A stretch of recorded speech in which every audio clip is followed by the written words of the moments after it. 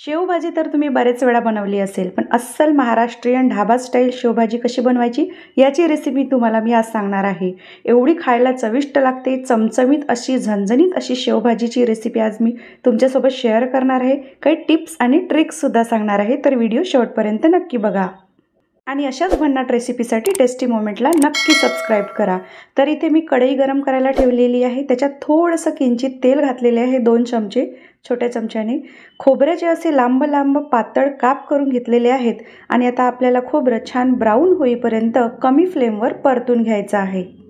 शेवभाजी म्हटलं तर खरी मेहनत असते ती म्हणजे त्याचा रस्सा बनवायची. चमचमीत झणझणीत रस्सा, त्याच्यावर तवंगही आला पाहिजे. तर बऱ्याच टिप्स आणि ट्रिक्स मी इथे तुम्हाला सांगणार आहे. खोबरं थोडंसं ब्राऊन परतत आलं की एक असा मोठा उभा चिरलेला पातळ कांदा मी याच्यामध्ये घातलेला आहे आणि तो सुद्धा आता छान गोल्डन ब्राऊन होईपर्यंत कमी फ्लेमवर परतून घेणार आहे.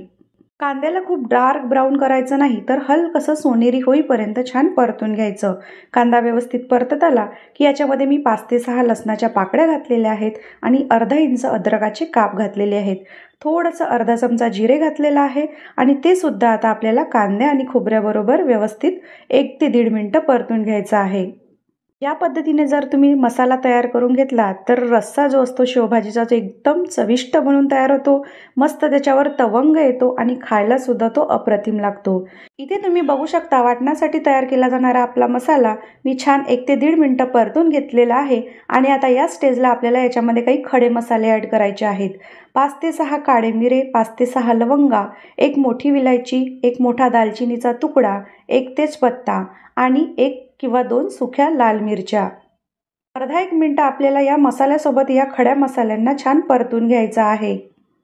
वाटणाच्या मसाल्यामध्ये अशा सुकलेल्या 1-2 लाल मिरच्या घातल्याने छान तर्री येते रश्शाला आणि खाण्याससुद्धा चवीची अशी भाजी तयार होते. तर इथे सगळे जिन्नस भाजून तयार केलेले आहेत. गॅस बंद करूया. 5 ते 10 मिनटं मसाल्याला थंड होऊ देऊया आणि मिक्सरच्या भांड्यामध्ये त्याला घालून त्याचं आपण एक वाटण तयार करून घेऊया. वाटण तयार करत असताना अगोदरच त्याच्यामध्ये पाणी घालायचं नाही, तर ते असंच फिरवून घ्यायचं आणि जर वाटलंच तर गरजेनुसार त्याच्यामध्ये थोडंसं पाणी घालायचं. पहिल्यांदा आपण याला असंच ग्राइंड करून घेणार आहोत. असंच ग्राइंड केल्यानंतर जर गरज भासली तरच थोडंसं पाणी घालून त्याची एकदम अशी थिक पेस्ट तयार करून घ्यायची आहे. आपल्याला खूप पातळ असा मसाला तयार करून घ्यायचा नाही. बघू शकता अशा प्रकारे आपल्याला मसाला वाटून घ्यायचा आहे. कढई गरम करायला ठेवलेली आहे. कढईमध्ये एका वाटीने अर्धा वाटी मी तेल घातलेलं आहे. तेल चांगलं कडकडीत गरम होऊ द्यायचं आहे. त्याच्यानंतर 1 तेजपत्ता घालायचा.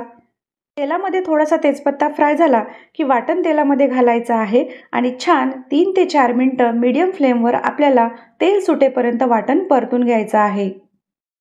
या वाटणाला किंवा मसाल्याला तेलात तळत असताना, तेलात भाजून घेत असताना गॅसची फ्लेम खूप हाय ठेवायची नाही, तर मीडियम लो फ्लेमवर आपल्याला हा मसाला 3 ते 4 पर्यंत मस्त परतून घ्यायचा आहे.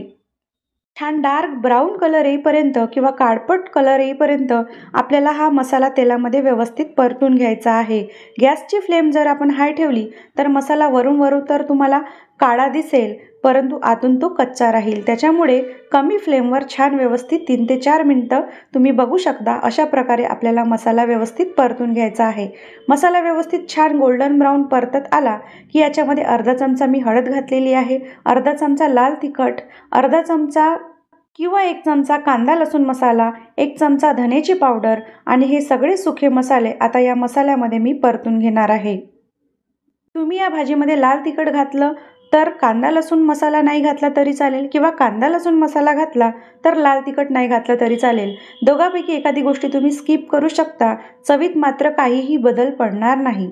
त्याच्यानंतर एका मोठ्या टोमॅटोची अशी प्युरी करून घेतलेली आहे आणि छान आपले सुके मसाले भाजत आले की टोमॅटोची प्युरी आपल्याला त्याच्यामध्ये मसाल्यामध्ये घालायची आहे आणि छान तेल सुटेपर्यंत 1 ते 1.5 मिनटं व्यवस्थित परतून घ्यायची आहे. तुम्ही इथे पिकलेला टोमॅटो बारीक कट करून तो सुद्धा ॲड करू शकता आपल्या ग्रेव्हीमध्ये. छान व्यवस्थित टोमॅटोची प्युरी परतत आली की त्याच्यामध्ये मी जे वाटणाचं पाणी होतं ते घातलेलं आहे थोडंसं आणि आता मस्त 1 ते 1.5 मिनटं आपल्याला ही जी टोमॅटोची प्युरी आहे या वाटणाच्या पाण्यासोबत छान त्याला तेल सुटेपर्यंत व्यवस्थित परतून घ्यायची आहे. अत्यंत चवीने खाल्ली जाणारी ही शेवभाजी वेगवेगळ्या भागांमध्ये वेगवेगळ्या पद्धतीने बनवली जाते.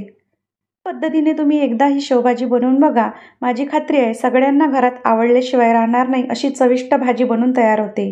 तेल सुटेपर्यंत मसाल्यात टोमॅटो प्युरी परतून झाल्यानंतर 1 चमचा मी इथे गरम मसाला घातलेला आहे आणि थोडीशी कसुरी मेथी अशी हाताने कुस्करून घातलेली आहे. ती सुद्धा या मसाल्यामध्ये व्यवस्थित मिक्स करून घेऊया.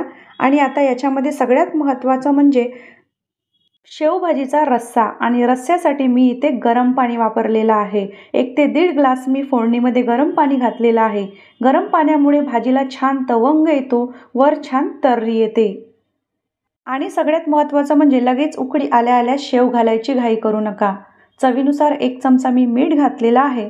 आणि आपल्याला कमी फ्लेमवर हा रस्सा 3 ते 4 मिनटं असाच उकळू द्यायचा आहे. ही एक ट्रिक आहे रस्सा झणझणीत, तर्रीदार आणि चविष्ट बनवण्यासाठी आपल्या शेवभाजीसाठी. जेवढा जास्त वेळ तुम्ही त्याला कमी फ्लेमवर उकळू द्याल ना, तेवढा त्याचा फ्लेवर इन्हॅन्स होतो. भाजी अतिशय चविष्ट बनून तयार होते. रस्सा एकदम चवीला मस्त लागतो. शेवभाजी बनवत असताना रस्सा शेव घातल्यानंतर कधीच उकळू द्यायचा नाही. शेव घातल्यानंतर जर तुम्ही रस्सा उकळायला जाल तर तुमची जी शेव होईल त्याचे तुकडे तुकडे पडतील आणि एकदम लगदा होईल. पहिल्यांदा 3 ते 4 मिनटं कमी फ्लेमवर छान उकळून घेतल्यानंतर रस्सा त्याच्यामध्ये आपल्याला नंतर शेव घालायची आहे आणि लगेच एक उकळी आली की गॅस बंद करून घ्यायचा आहे. तुम्ही बघू शकता रस्स्यावर किती छान तर्री आलेली आहे, मस्त असा तवंग आलेला आहे. आता शेवभाजी बनवण्यासाठी वेगवेगळ्या प्रकारची शेव वापरण्यात येते.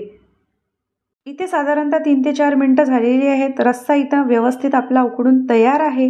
आणि या स्टेजला मी याच्यासाठी आणखी स्वाद वाढवण्यासाठी कोथिंबीर ॲड केलेली आहे. आणि अशा प्रकारची शेव साधारणतः शेवभाजीसाठी वापरतात, जी मार्केटमध्ये फरसाणाच्या दुकानात, किराणा दुकानात सहज उपलब्ध होते. तुम्ही याच्यामध्ये गठिया जो प्रकार आहे तो मोठा, तो सुद्धा वापरू शकता.